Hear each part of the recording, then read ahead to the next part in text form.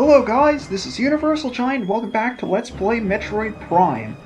Last time, we got 100% item completion. And also got 100% skiing completion in the veteran mode run I did on stream that I spliced in the ice streak bat getting thing at the end of the last video, whatever. We have all of those accomplishments completed, and today I'll be showing the fruits of our efforts. Which is why I'm meeting you on the title screen here. So in the Prime Trilogy, and I assume this is only available in the Trilogy version, you can see I have 3 files here. As always, whenever you're doing a Let's Play, backup save files are your friend. So I originally completed the game on this file with my 91% item completion. Then I went back to my previous save, got 100%, so that was what was in the previous video. And I've since done both a veteran mode run, which is why this has little 2 ticks on the left side to show it was veteran mode, so it's normal for the first one, veteran for the second, and hyper for the third. And the 4 hours and 41 minutes is the fastest I completed the normal mode on my 3rd playthrough of the game. So I do like Metroid Prime enough to play it at least 3 times. But if we go in here, there's an extras option available in the menu here. And this is all of the stuff that we were unlocking as we were going through the game. So you may have seen when we unlocked a certain gallery or a certain feature, whenever we defeated a boss or accomplished a certain feat that required collecting items or percentages, whatever, we were able to get either a silver medal or an orange medal. Now these are exclusive to the original Metroid Prime. There are 3 different games in the trilogy, as you would expect from a trilogy. And each of the 3 give you different colored medals depending on what kind of accomplishment you get in that game. So in the original Metroid Prime, you get orange for defeating certain enemies, and you get silver for certain accomplishments, percentage-wise or progression-wise. I think we got one for all of the artifacts we collected as well.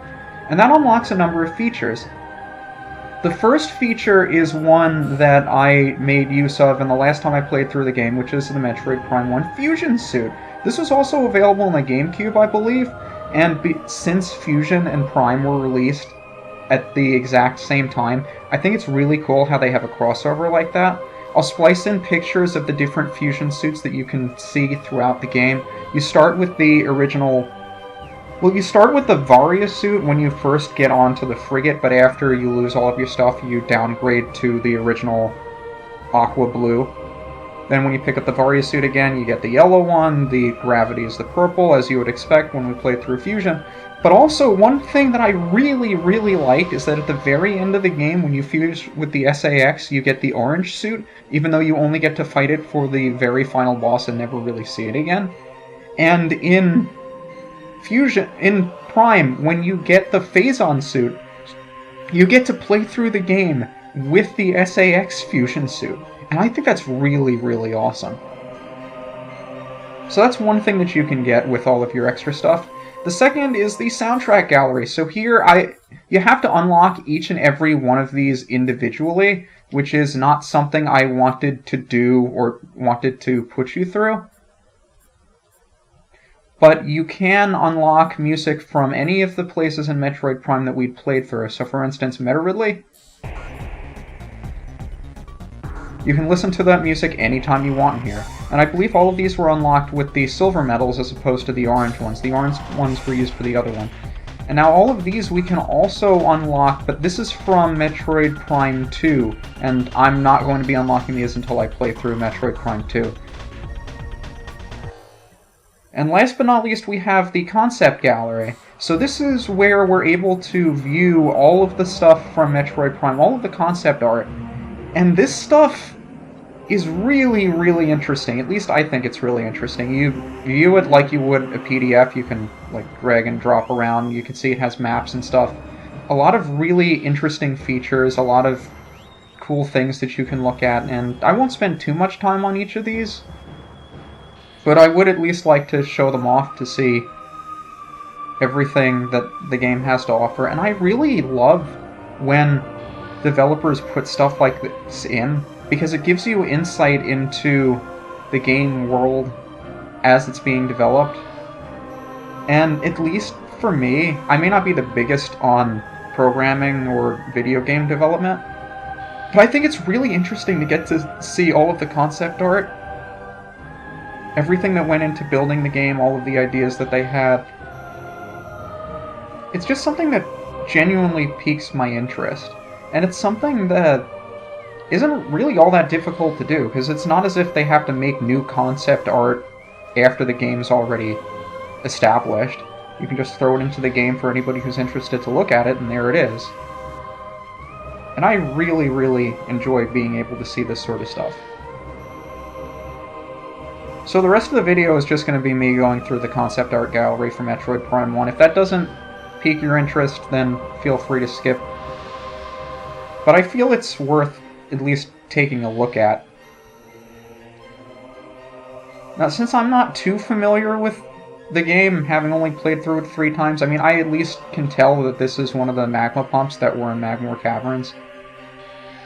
So you can see the level of detail that go into the games like this, and it's something that I think a lot of Nintendo's games, even as far back as the GameCube days, or probably prior to that, they put such a high level of detail into everything that they do. And that doesn't go unappreciated. But like I said, you have to unlock these with the items and stuff that you collect throughout the game as you progress. So I think all of the concept art galleries were unlocked by the orange medals. See, some stuff was able to make it into the game, other stuff wasn't. So I think each of the concept art galleries was 2 of the orange ones. I've spent all of the stuff that I got, and from Metroid Prime 1, I believe I got absolutely everything, having completed the game 100% in terms of item completion and scan completion. And I unlocked everything that was specifically labeled for Metroid Prime 1 with what I was able to get from my Metroid Prime 1 playthrough. So I think I've unlocked pretty much everything. Look at this thing, though. The impact crater just looks so fancy.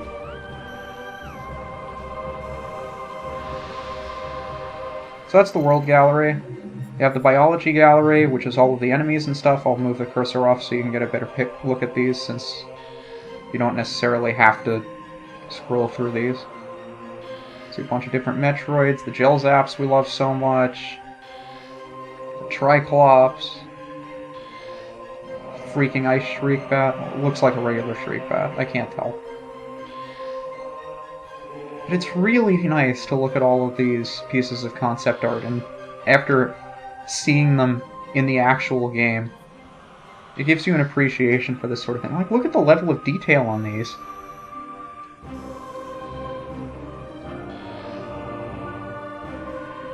This sort of stuff just really makes me appreciate what goes into the making of a video game. Especially some of the bigger AAA titles. I don't know if you'd classify Metroid Prime as one of those. But the amount of detail and polish that went into this game is something that I really marvel at. And this is a game that's how old now?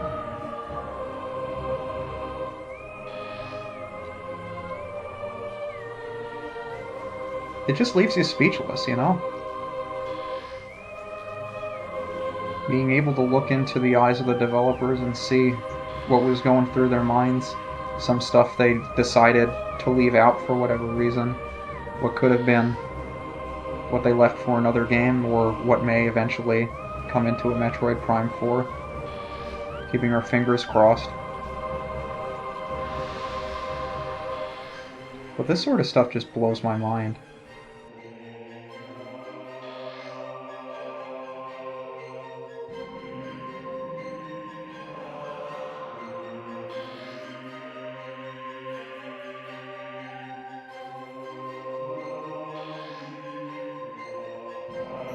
And maybe you guys can give me some insight into some of these enemies that didn't make it into the game, because it seems like a lot of you know far more about this game than I do.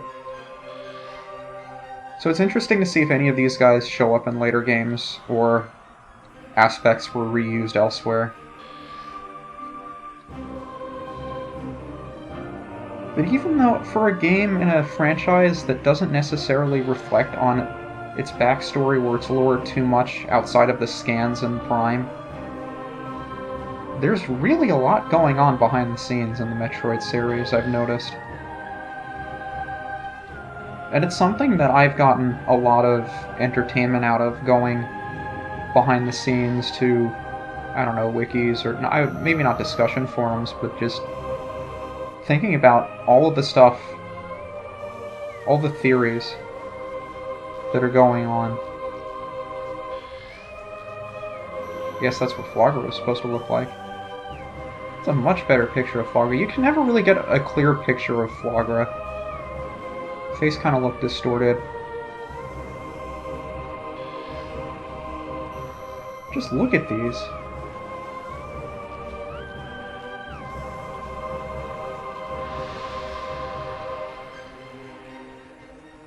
I mean, I don't know about most of you, but I eat this stuff up. Just look at that. Looks like something straight out of a comic book.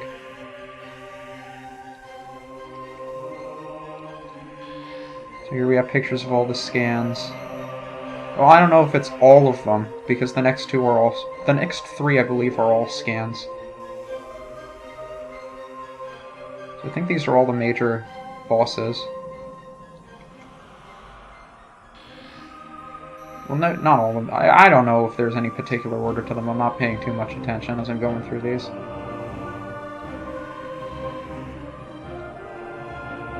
But it's really neat to look at all this stuff after completing the game. It gives you a whole new appreciation for it.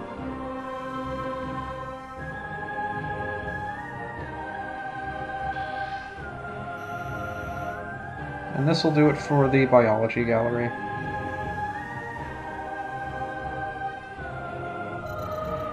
So we have two more of the Samus gallery. I believe these aren't nearly as big. Of course, all these pictures just of Samus.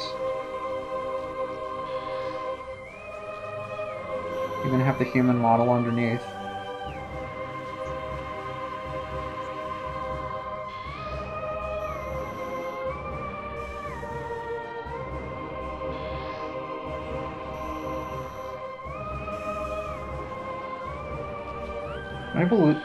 Correct me if I'm wrong, I forgot to look this up before recording, but I believe the concept art galleries were exclusive to the Trilogy version, or if not, at least the method of unlocking them is.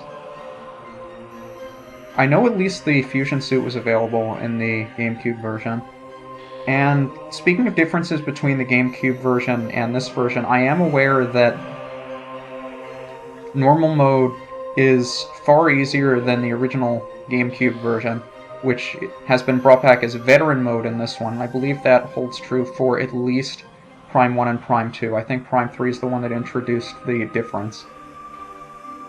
But veteran mode is the original GameCube difficulty, and I did do a veteran mode run on Twitch not too long ago, and I'll at least be uploading the Meta Ridley fight in veteran mode after this video as just a final bonus, because it's really the only part of the veteran mode run that gave me any kind of difficulty. I figured that might be worth showing off. But I will say, just overall, I think normal mode really did feel like easy mode, and aside from the Meta Ridley fight, where not learning how to reliably dodge his charge attacks kinda came back to bite me, I think the rest of the game is pretty fair on veteran mode, even if you're just starting out.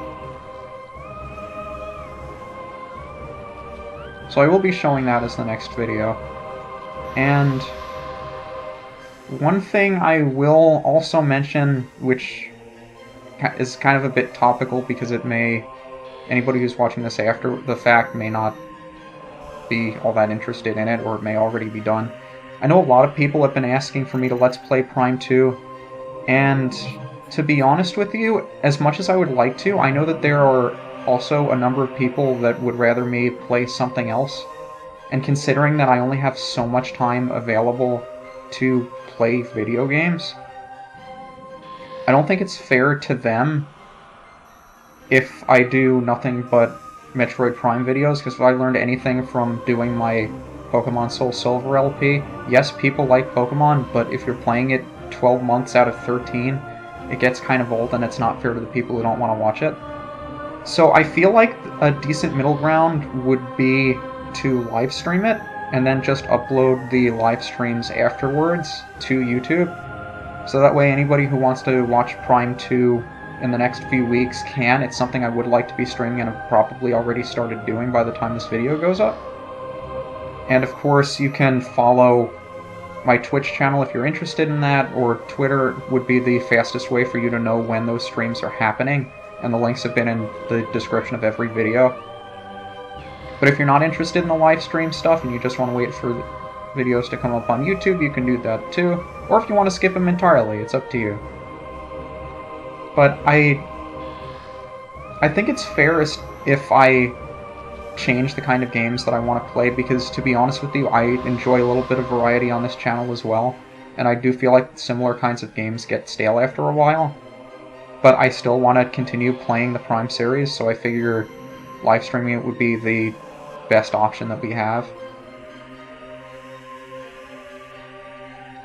So if you're interested in that sort of thing, I look forward to seeing you over at the Twitch channel. If you're not, then I'll just see you for my next project, whatever that happens to be. I have a decent idea of what I want to do for it, and hopefully I'll be recording the prelude to the project and people will be interested in it. But again, it's going to be entirely different from this game, which is the reason why I'm even mentioning this in the first place. But if I've learned nothing else from playing all of these Metroid games, aside from how much appreciation I have for the effort that goes into them and how much enjoyment I've gotten out of both the franchise and the genre over the last couple of years, but the people that I've met watching these videos and the live streams have been really both helpful and insightful.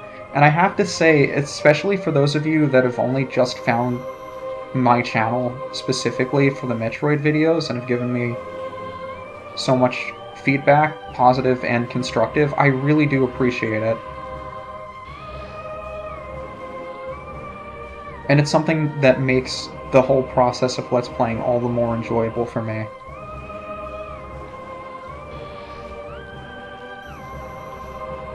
So as we wind down with the final concept art gallery, I want to thank all of you for your support, for watching, and for all of the comments you have or haven't been leaving. It really does mean a lot to me to see the reactions that you have and hear back from viewers, because it's something that I really don't get as often as I would like to. But it's something I really do appreciate. And I hope that the videos that I make for you are at least entertaining enough to be interesting. One last thing I do want to point out, since we didn't get the cutscene at the end of Prime 1 because I didn't get 100% item collection, there is a final cutscene that you get after the credits finish, I believe, that show some sort of arm coming out from the remains of the Metroid Prime that leads into the second game. It's an arm, a black arm from Samus's Phazon suit with an eye in the back of the hand. So it's something that I didn't show because we didn't get it in the Let's Play, but it is something that leads into the next game. And this pretty much describes it in a nutshell.